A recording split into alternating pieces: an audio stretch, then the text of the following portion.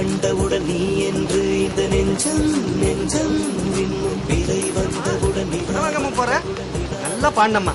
Producer music director எல்லாருக்கும் ரொம்ப பிடிச்சு போச்சு. ஓ வாய்ஸ்ல ரிலீஸ் பண்ணலாம்னு பேசிக்கிறாங்கம்மா.